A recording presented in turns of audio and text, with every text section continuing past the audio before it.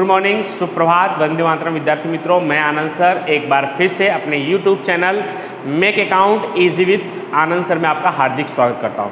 दोस्तों, हम लोग अकाउंट में पार्ट 6 साझेदार की निवृत्ति या मृत्यु को सीख रहे हैं, जिसमें से आपके बोर्ड के एग्जाम में या दूसरे भी किसी एग्जाम में बड़े सवाल आते हैं।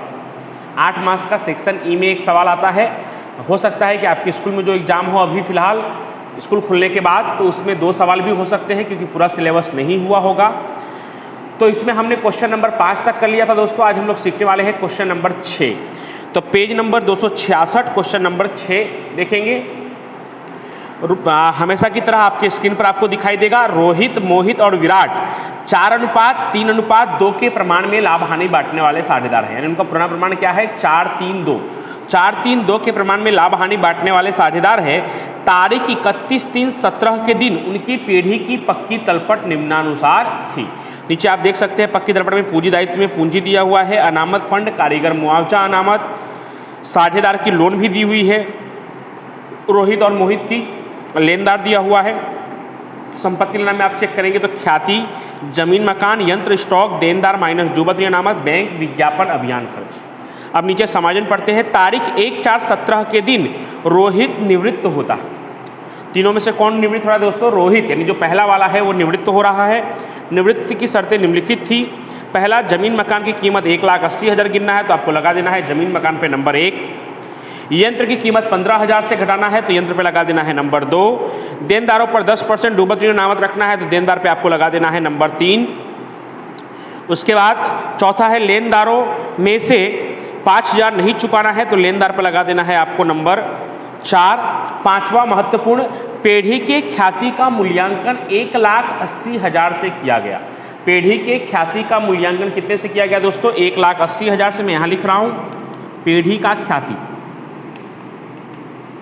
1,80,000। अब आपको क्या बताया है मैंने? पार्ट 6 में हमेशा पीढ़ी की ख्याति में से किसकी ख्याति को अलग करेंगे? तो पीढ़ी की ख्याति में से निवृत्त साझेदार की ख्याति को अलग करेंगे। और निवृत्त साझेदार कौन है? रोहित की ख्याति, आर की ख्याति 1,80,000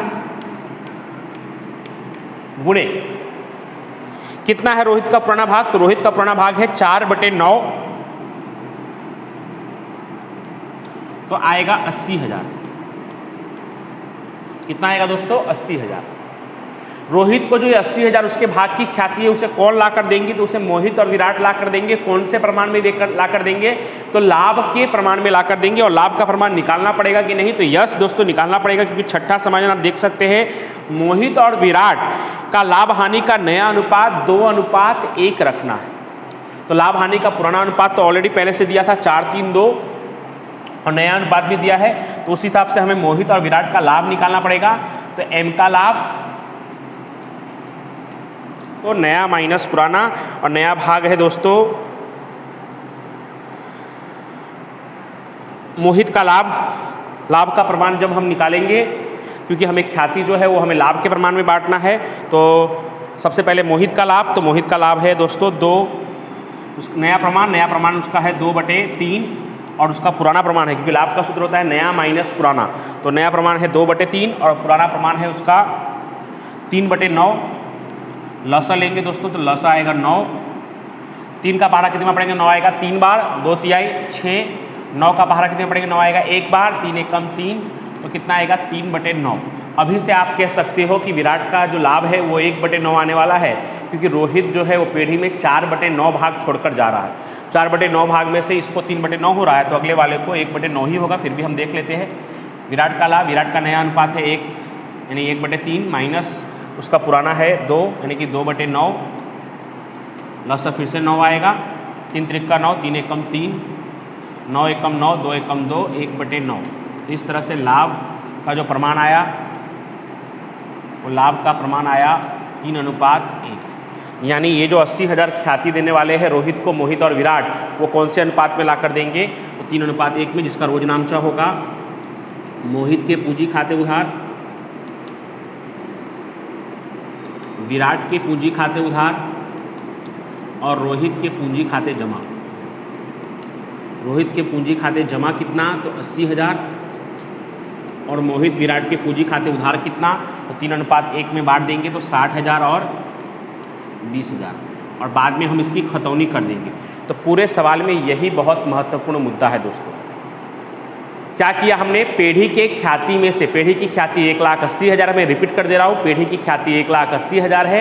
1,80,000 का पहले हमने रोहित के भाग की ख्याति निकाली, तो 1,80,000 गुणे रोहित का भाग है 4 यानी 4/9, तो कितना है 80,000। और उसके बाद प्रश्न में नया प्रमाण भी दिया था, तो प्रश्न में जब पुराना प्रमाण और नया प्रमाण दोनों दिया है तो आपको पार्ट 5 में त्याग और पार्ट 6 में लाभ निकालना पड़ेगा। तो हमने लाभ निकाला, लाभ का सूत्र होता है नया माइनस पुराना, जिसमें हमने बारी बारी से पहले मोहित का लाभ निकाला और फिर विराट का लाभ निकाला। तो मोहित का लाभ आया 3/9 और विराट का आया 1/9। इस तरह से लाभ का प्रमाण जो है वो 3:1 आया। यानी रोहित को जो 80,000 की ख्याति देनी है वो मोहित और विराट 3:1 में देंगे, जिसका रोज नामचा होगा मोहित के पूंजी खाते उधार, विराट के पूंजी खाते उधार और रोहित के पूंजी खाते जमा। रोहित के पूंजी खाते जमा 80,000 और मोहित और विराट के पूंजी खाते उधार 60,000 और 20,000। लास्ट 7वां, रोहित को 20,000 तुरंत चुकाना है। तो रोहित को 20,000 तुरंत चुकाना है तो आप रोकड़ खाता भी बना सकते थे, लेकिन एक छोटी सी एंट्री के लिए रोकड़ खाता बनाने की कोई ज़रूरत नहीं है। 20,000 चुकाना है तो आप रोकड़ पे बैंक जो दिया हुआ है पक्की तलपट में बैंक, उस पर लगा दीजिए नंबर 7, उसमें से हम 20,000 माइनस कर देंगे, उतना रोकड़ कम होगा उतना 20,000 उसमें से माइनस कर देंगे। और पूंजी खाते के उधार में रोकड़ लिखकर हम रोहित के खाने में 20,000 लिख देंगे और बाकी की रकम लोन के रूप में रखना है तो डिफरेंस हम लोन निकाल लेंगे और लोन को हम कहाँ लिखते हैं, पूंजी दायित्व में लिखेंगे। चलिए दोस्तों अब शुरू करते हैं। ये तो सवाल हो गया। अब शुरू करते समय में जब हम करेंगे अंदर के समाजन को तो मैं फिर से एक बार आपको समझा दूंगा। बारी बारी से स्टार्ट करते हैं। तो हमारा पहला स्टेप, बेसिक स्टेप 3, पूंजी खाते के जमा में। तो पूंजी में साझेदार रोहित, मोहित और विराट, रोहित, मोहित, विराट, जिनका पुराना अनुपात है 4:3:2। सबसे पहले पूंजी खाते के जमा में शेष लाए। और रोहित का 1,60,000, 96,000 और 80,000। दोस्तों आज लोन दिया है तो लोन में आप चाहेंगे तो कौन, रोहित जो निवृत्त हो रहा है उसकी लोन यहाँ लिख सकते हैं, और नहीं तो आप पक्की तलपट के पूंजी दायित्व में डायरेक्ट जोड़कर भी लिख सकते हैं। तो मैं पक्की तलपट के पूंजी दायित्व में ही उसे जोड़कर लिख दूंगा। उदाहरण में पूंजी खाते के जमा में लिखा हुआ है, लेकिन आप भी पक्की तलपट के पूंजी दायित्व में ही जोड़कर लिख दीजिएगा, कोई दिक्कत नहीं। चलिए उसके बाद अनामत बांटने वाला दूसरा स्टेप। तो अनामत में है अनामत फंड और कारीगर मुआवजा अनामत। कारीगर मुआवजा अनामत में भी दोस्तों आज कोई समझ नहीं है तो पूरा बढ़ जाएगा। तो सबसे पहले अनामत फंड। तो अनामत फंड कितना दिया हुआ है दोस्तों, तो अनामत फंड दिया हुआ है 45,000। 45,000 को 4, 3, 2 में बांटना है आपको। तो 20,000, 15,000 और 10,000। अनामत फंड के बाद दिया है दोस्तों कारीगर अकस्मात अनामत, कारीगर अकस्मात मुआवजा अनामत। कितना दिया हुआ है 13,500। 13,500 को भी आपको बांटना है 4, 3, 2 में। तो कुछ 6,000, 4500 और 3,000, यानी कि 13,000 गुणे 4/9, 13,000 गुणे 3/9 और 13,000 गुणे 2/9 करेंगे तो 6,000, 4500 और 3,000। उसके बाद उस तरफ कोई नाम है, यानी संपत्ति नाम में हमें 3 नाम चेक करना होता है, ख्याति, विज्ञापन, अभियान खर्च और लाभ हानि के उधार से। उसमें से 2 नाम आपको दिखाई दे रहा है, तो दोनों को हम लोग पूंजी खाते के उधार में लिखकर पुराने अनुपात में अपलिखित कर देंगे। तो ख्याति है 36,000। 36,000 को अगर हम 4, 3, 2 में बांटेंगे तो 16,000, 12,000 और 8,000। ख्याति के बाद है विज्ञापन अभियान खर्च। विज्ञापन अभियान खर्च वो है 4500। 4500 को 4, 3, 2 में बांटेंगे तो 2,000, 1,500 और 1,000। तो इस तरह से दोस्तों हमारा जो बेसिक 3 स्टेप था वो पूरा हो गया। पूंजी खाते के जमा में हमने शेष आगे लाए लिख दिया, अनामत को बांट दिया और ख्याति और विज्ञापन अभियान खर्च को हमने पुराने अनुपात में अपलिखित कर दिया। अब हम बारी बारी से समाजन पढ़ते हैं। पहला समाजन, जमीन मकान की कीमत 1,80,000 गिनना है। तो पक्की तलपट के संपत्ति नाम में लाके लिख देना है जमीन मकान 1,80,000।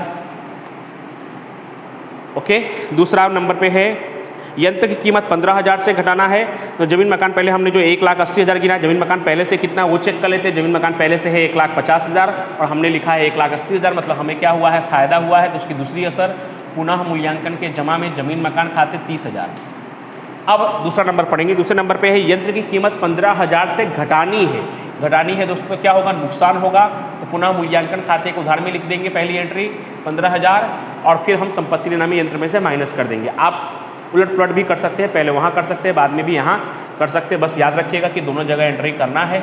यंत्र में क्या करना था, 15,000 कमी करना था। यंत्र है 90,000, 90,000 में से 15,000 की कमी कर देंगे तो कितना आएगा, 75,000 नई पक्की तलपट में। उसके बाद तीसरा, देनदारों पर 10% डूबत ऋण अनामत रखना है। तो मैं पहले यहाँ पे ही कर देता हूँ। देनदार दिया हुआ है 60,000 माइनस डूबत अनामत 60,000 का 10% करेंगे तो कितना होगा, 6,000, बाहर आएगा 54,000। लेकिन अब आपको अच्छे से पता है दोस्तों कि भले वहाँ 6,000 आया, लेकिन मैं पुनः मूल्यांकन के उधार में कितना लिखूंगा, 2,000। क्यों 2,000 लिखूंगा, यस, आप में से काफ़ी लोगों को पता है, क्योंकि 6,000 में से 4,000 ऑलरेडी पहले से है। 6,000 कैसे आया, तो 10% करने पर 6,000 आया, जिसमें से 4,000 ऑलरेडी पुराना वाला है। तो यहाँ पे नुकसान कितने का माना जाएगा, तो नुकसान माना जाएगा 2,000 का। उसके बाद चौथा, लेनदारों में से 5,000 चुकाना नहीं है तो फायदा है। तो पहले तो पुनः मूल्यांकन के जमा में लिख दे रहा हूँ, लेनदार खाते 5,000 और दूसरा पूंजी दायित्व में जाकर लेनदार में से क्या कर देंगे, माइनस कर देंगे। तो आप देख सकते हैं लेनदार पहले से कितना दिया हुआ है, तो लेनदार पहले से दिया हुआ है 64,000, 5,000 जब आप माइनस करेंगे तो 59,000 आएगा। 2 एंट्री इसका भी हो गया। उसके बाद पांचवा सबसे महत्वपूर्ण समायोजन, पेढ़ी के ख्याति का मूल्यांकन 1,80,000 आका गया। फिर से एक बार समझ लीजिए, सबसे पहले पेढ़ी के जो ख्याति है 1,80,000, उसमें से निवृत्त साझेदार की ख्याति निकालेंगे। तो पेढ़ी की ख्याति 1,80,000 है, निवृत्त साझेदार कौन है, रोहित निवृत्त हो रहा है। रोहित का भाग का ख्याति कितना है, भाग लाभ कितना है, तो 4। तो रोहित के भाग की ख्याति निकालेंगे 1,80,000 गुणे 4 भागे 9, तो कितना आएगा, 80,000। जिसे कौन लाकर देगा, चालू साझेदार अपने लाभ के प्रमाण में लाकर देंगे। तो लाभ का प्रमाण निकालना पड़ेगा कि नहीं निकालना पड़ेगा, तो यस निकालना पड़ेगा। क्यों, क्योंकि आपको प्रश्न में पुराना और नया भाग दोनों दिया है। तो लाभ का सूत्र क्या होता है दोस्तों, नया भाग माइनस पुराना भाग। तो बारी बारी से हम मोहित का लाभ और विराट का लाभ हमने निकाला, तो 3/9 और 1/9, यानी उनके लाभ का प्रमाण आया 3:1। रोज नामचा मैंने लिखा आपको, मोहित के पूंजी खाते उधार, विराट के पूंजी खाते उधार और रोहित के पूंजी खाते का 80,000, 80,000 को बांट दिया 3:1 में, तो 60,000 और 20,000 पहले से भी हम समझ चुके हैं। अब खतौनी करते हैं, मोहित और विराट के पूंजी खाते के उधार में जाएंगे और नाम लिखेंगे आर के पूंजी खाते, आर के खाने में डैश, मोहित के खाने में 60,000 और विराट के खाने में 20,000। अब रोहित के खाने के जमा में जाएंगे, रोहित के पूंजी खाते में जमा में जाएंगे और नाम किसका लिखेंगे, मोहित और विराट का। मोहित के पूंजी खाते, विराट के पूंजी खाते, मोहित और विराट के खाने में डैश, रोहित के खाने में 60,000 और 20,000। यानी रोहित को 60,000 और 20,000 मिलेगा मोहित और विराट के पास से, और मोहित और विराट के खाने में से उतना कम हो जाएगा। सबसे लास्ट, रोहित को 20,000 तुरंत चुकाने हैं तो स्पष्ट लिखा है, तो पहले से ही लिख देना, हिसाब करने से पहले ही रोकड़ किसको चुकाना है, रोहित को 20,000। एक एंट्री हुई, क्या लिखा है, रोहित को 20,000 तुरंत चुकाना है। अब आप ही सोच के देखिए, रोहित को चुकाना मतलब रोहित लेने वाला है, रोहित के पूंजी खाता उधार, रोकड़ जाता है रोकड़ खाते जमा। तो हमने रोकड़ खाता नहीं बनाया है, लेकिन पक्की तलपट में जो आपको बैंक दिया है उस बैंक में से 20,000 कम हो जाएगा। तो कितना दिया है बैंक आपको, 63,000 माइनस 20,000 जो हमने रोहित को चुका दिया वो माइनस हो जाएगा, तो कितना बचेगा, 43,000। और बाकी की रकम रोहित का लोन के रूप में रखना है, तो वो हम डिफरेंस से निकाल लेंगे। ऐसा भी सवाल में लिखा है, नहीं भी लिखा होता तो भी हम समझ जाते कि बाकी की रकम लोन के रूप में रखना, और यही लोन हम बाद में यहाँ पे लिखने वाले हैं, आर की लोन। याद रखिएगा, वहाँ पे जो भी लोन आएगा, आर की लोन पहले से भी दी हुई है, उसमें वो रकम जुड़ जाएगा। आर की रोहित की लोन पहले से भी 10,000 दिया हुआ है, तो यहाँ पे जितना भी लोन आएगा उसमें 10,000 जोड़कर ही हम डायरेक्ट वहाँ लिख देंगे। चलिए, सबसे पहले हमेशा की तरह पुनः मूल्यांकन खाता बंद करते हैं। तो पुनः मूल्यांकन खाता बंद करेंगे तो योग आएगा 35,000। उधार में जो कम पड़ेगा उसे हम कहेंगे लाभ, जो ले जाएंगे हम पूंजी खाते पुराने साझेदारों के। कौन कौन है पुराने साझेदार, तो आर, रोहित, मोहित और विराट। कितना कम पड़ रहा है, तो 18,000 को पुराना अनुपात है 4:3:2, तो बांटेंगे 4:3:2 में, तो 8,000, 6,000 और 4,000। जो हम कहाँ लिखेंगे, पूंजी खाते के जमा में लिखेंगे, पुनः मूल्यांकन कोष्टक में लाभ 8,000, 6,000 और 4,000।